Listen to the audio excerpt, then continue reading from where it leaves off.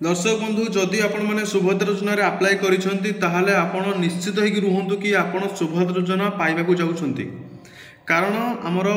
उपमुख्यमंत्री प्रभात परिड़ा निजे कैमेरा सामना को आसिक कि पाखापाखि समस्ते यही सुभद्रा योजना लाभ उठे पारे जदि भी आपंकर किसी त्रुटि अच्छी ताहले आपण ताको समाधान करंतु एवं जेकोसी बाटर भी से प्रकार समस्या को समाधान करा जिवो आपण ग्राम पंचायत को से एप्लिकेशन आसीबो वेरिफिकेशन हबो किंतु आपण माने पैसा पाइबे।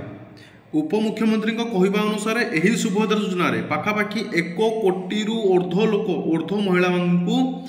योगदान करेंगे से माने तो आपण मानकर टेंशन नबार किसी भी आवश्यकता नहीं किंतु गोटे कथा हूँ कौन आपण उचित उपभोक्ता हवा आवश्यक ता अर्थ हूँ कौन ना सरकार जो कंडीशंस रखिंट से कंडीशंस भितर आपण आसुवा दरकार जदि आपण से कंडीशंस बाहर आसुवे ताहले आपण यही सुभद्रा योजना पैसा पाइबे नहीं। तो आपण माने बहुत भल भाव जानते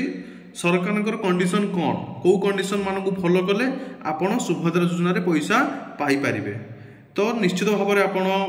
आराम से रुहतु सुभद्रा योजना पैसा आपण मानक निश्चित भाव में मिलिबो।